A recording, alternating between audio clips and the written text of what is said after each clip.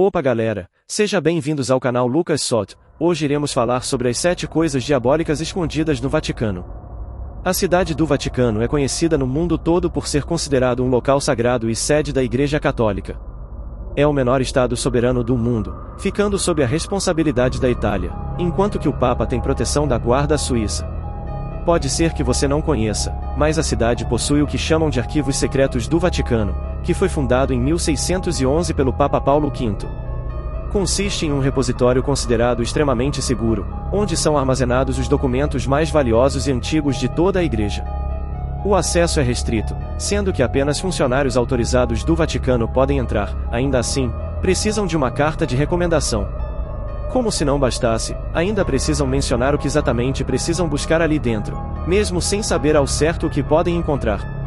Primeiro, detalhes sobre a linhagem de Jesus. Embora a ideia de que Jesus tenha tido família e filhos não seja aceita pela comunidade cristã, vale considerar que pouco se sabe sobre o que aconteceu em sua vida desde a infância até seus 30 anos, pouco antes de ser crucificado. Dessa forma, pode ser que ele realmente tenha iniciado uma família, o que chega a levantar questões sobre sua linhagem. Alguns teóricos alegam que o Vaticano guarda as 7 chaves arquivos que revelam tais informações. Afinal, se existisse alguém vivo que fosse descendente direto de Jesus, o Papa não teria função nenhuma como intermediador entre Deus e humanidade, uma vez que aquele também seria descendente da divindade. Isso traria enormes complicações para a Igreja. Mas também não seria tão simples assim. Considerando o período em que Jesus provavelmente viveu, estima-se que cerca de 600 mil a 1 milhão de pessoas poderiam ser seus descendentes, carregando algum traço biológico. De qualquer forma, a Igreja se envolveria em um grande escândalo caso algo do tipo viesse à tona. Segundo, o terceiro segredo de Fátima. Foi no ano de 1917, que 3 crianças tiveram a visão da Virgem Maria. Ficaram conhecidos então como os Pastorinhos de Fátima. Receberam 3 visões proféticas, onde a primeira e a segunda falavam sobre a visão do inferno e ao Imaculado Coração de Maria, que descreviam sobre a destruição de almas pecadoras, em uma súplica para que a Rússia se convertesse aos ensinamentos da Virgem. Caso contrariassem, trariam guerras e perseguições ao mundo. Bem, parece que foi certeiro. Ambos foram publicados no ano de 1941, mas o terceiro segredo ainda permaneceu em sigilo até o ano 2000. Foi o Papa João Paulo II que decidiu revelá-la.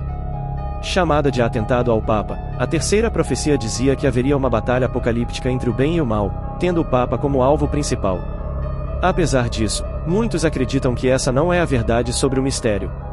O próprio Papa Bento XVI chegou a sugerir em 2010 que o verdadeiro segredo não havia sido revelado, apesar de o Vaticano o contradizer. Terceiro, artefatos extraterrestres. Pode parecer estranho, mas o Vaticano está muito aberto à possibilidade da existência de vida extraterrestre. O Observatório do Vaticano, por exemplo, é utilizado para encontrar outros planetas parecidos com a Terra. E tudo indica que tal prática não é recente. Muito antes do caso Roswell, ocorrido em 1947, o Vaticano já colecionava artefatos extraterrestres e documentos técnicos que garantem a engenharia de armas alienígenas. Apesar de não existirem evidências físicas que comprovem a afirmação, os arquivos do Vaticano têm exatamente o propósito de esconder informações para o qual o mundo ainda não está preparado. Um exemplo é o terceiro segredo de Fátima, que ficou escondido durante tanto tempo. Quarto, o cronovisor. Declarações do Padre Ernetti, que morreu em 1992, chocaram o mundo. Ele afirmou ter visto os discursos de Napoleão, e até mesmo Jesus na última ceia, até o momento de sua crucificação. Mas como isso poderia ser possível, sendo que tais eventos aconteceram há tanto tempo? Bem, segundo seu relato, tudo foi possível graças a um dispositivo chamado cronovisor. Uma espécie de TV em que qualquer evento do passado poderia ser transmitido. De acordo com o padre, o aparelho foi desenvolvido pelos cientistas Enrico Fermi, criador do primeiro reator nuclear, e Wernher von Braun, envolvido na criação dos primeiros foguetes espaciais. Dessa forma, foi publicada uma misteriosa foto de Cristo, no ano de 1972, na revista italiana La Domenica del Corriere. Mas é claro, as informações levantaram enormes dúvidas. E a evidência de que o dispositivo realmente existe teria sido destruída, após o Papa Pio XII e Benito Mussolini entrarem em um acordo, alegando que aquilo seria uma ameaça à humanidade. Ernetti e os cientistas teriam encerrado o projeto do cronovisor. Mas, alguns religiosos acreditam que o Vaticano ainda tem a posse do dispositivo original. Quinto, o diabo. Gabriele Amort, que faleceu em 2016, foi o mais antigo e famoso exorcista do Vaticano. Ele realmente sabia reconhecer um demônio e alegava já ter tido a oportunidade de estar cara a cara com o próprio diabo. Segundo suas palavras, Satanás é puro espírito, embora às vezes pareça um animal furioso.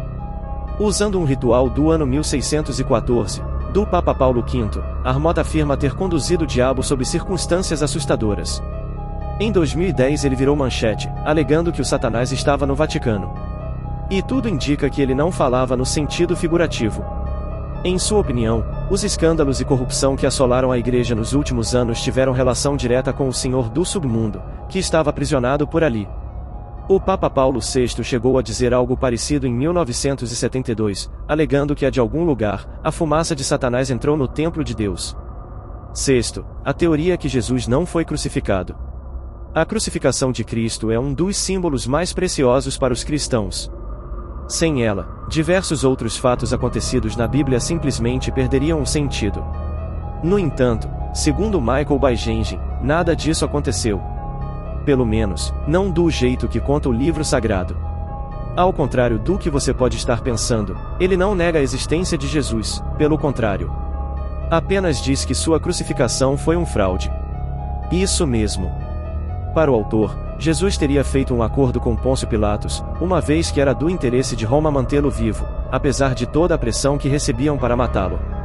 Isso porque Jesus teria instruído seus seguidores a pagar os impostos.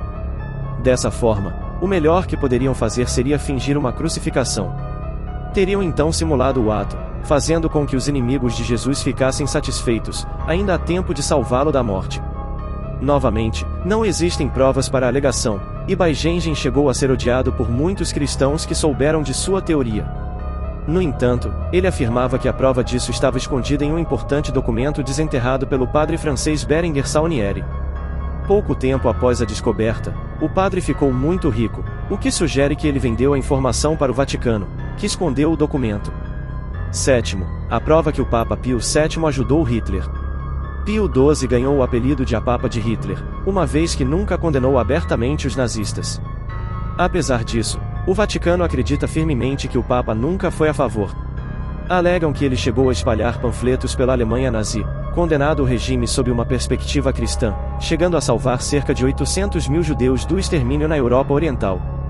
Os encontros que ele tinha com os líderes nazistas, portanto, não seria para apoiá-los mas sim para responsabilizá-los. Considerando tudo isso, até parece que o Papa Pio XII foi apenas o alvo de difamações fantasiosas. A não ser que deixemos de lado dois pontos. Primeiro, o Vaticano até hoje se recusa a divulgar provas da atuação do Papa durante o Holocausto. Segundo, pessoas que viveram na época e tiveram contato com ele, definitivamente acreditam que Pio XII ajudou Hitler a conquistar poder.